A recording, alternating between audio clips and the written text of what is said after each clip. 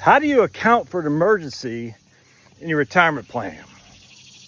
I'm actually going through this right now in my own life. Just got off the horn with some folks here locally, legends, got to be legends. And one of the questions the woman had was about long-term care, and that's easily digested, how you plan for that. But the other question my man had was about, what happened to emergency? What if we ever get a new roof or something like that? And that's a tougher one, because how do you, you might not need to. How do you know when it's going to be? How do you know how much it's going to be? You just don't know. Which is why you always keep some cash on the side anyway, as a method so you can pay for it. But anyway, so for me, I woke up this morning, I'm on my call with these people. My wife interrupts, which is like, what? Very unusual. She goes, have you seen the tree outside? I said, no, what? I looked out, and we have these big elm trees, I think, or oak trees, elms, I guess, huge. And I guess last night, one of the branches fell off and was totally over the street in our cul-de-sac. Huge branch. And the irony of it, I don't know if there's irony, but the luck, I suppose, is my son had some friends over, and one of his sons was parked right under where that branch fell. I mean, it's a huge branch, gigantic. I mean, it cut, like street, like we don't have, yellow lines, but it fell over the whole street. No one could get by. Anyway, so thankfully he had just moved. Well, I don't know if he just moved, but he left about 2 a.m. because they're out in the pool. Pools aren't worth it, Josh. And this must have happened, 6 a.m. because I wake up usually 5:30. So I'm not sure when it happened, but thankfully it didn't fall in his car. And now we're gonna have to get this huge tree taken out. $5,000, $10,000 maybe, I don't know. Some grind the whole thing. And I don't just necessarily keep $10,000 sitting on the side necessarily. I mean, I got cash, but in terms of my retirement accounts, but I'm only 55, so I don't want to touch those things. You know what I'm saying? Anyway. So this is a question. How do you pay for an emergency when it comes to your retirement plan?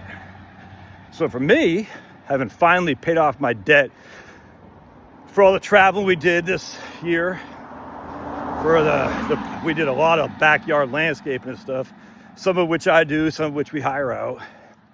But now to have another, assuming $10,000 bill to take this tree down, to haul it away, to grind the stump. I mean, it's a big ass tree. And I don't know how much it's going to be. I'm not saying it's going to be $10,000, but if we're going to get this tree down, we're probably going to take some more out too.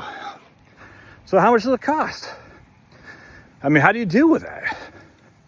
Let's say you're on Social Security alone. And you're like, dude, I just live on Social Security alone. I have a huge investment portfolio. I only got $250,000. Then I got paid, $10,000 for to get a tree taken down, $20,000 for HVAC, new roof or something like that. What do you do? That's a challenge.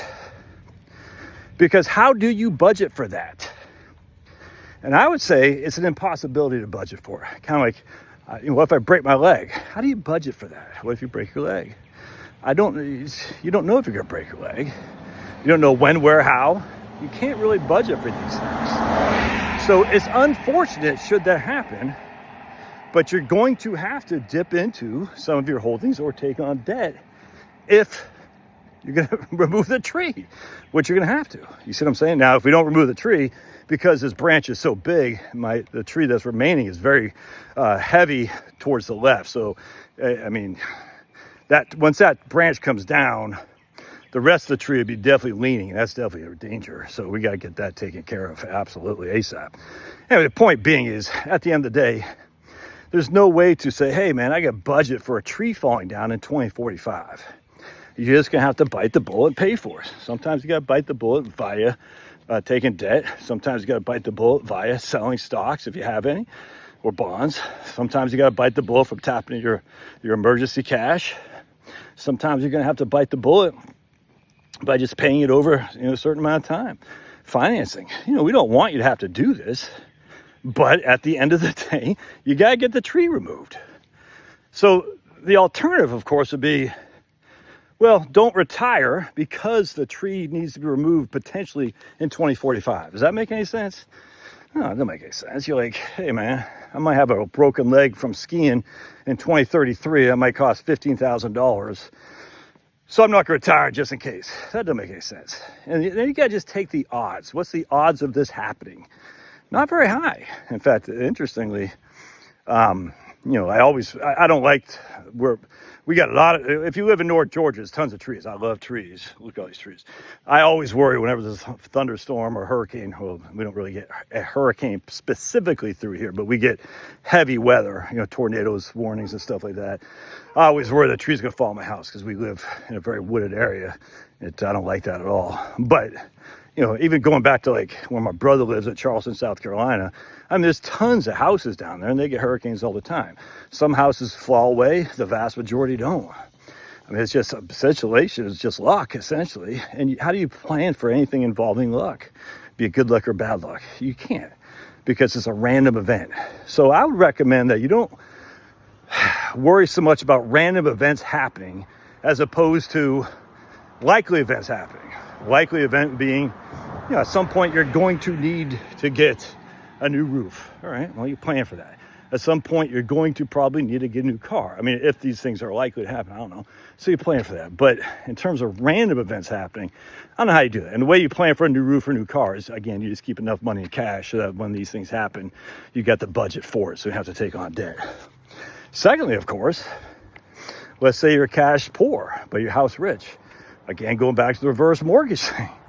The sooner you get the reverse mortgage line of credit, the sooner that guy can start building at whatever the rates are right now, 7.5%, 7%, something like that. The line of credit growth is growing and growing and growing, so that if you need to tap into it at some point, it's there, tax-free. When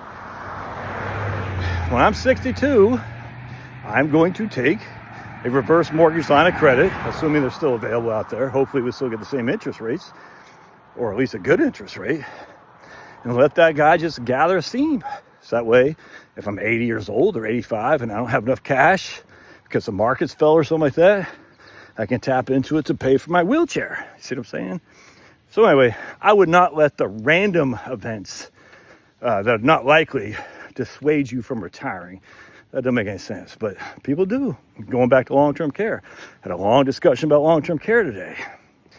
And again, I just look at the fear mongers, and maybe I'll say that for another video. I will. All right, God bless. Smash.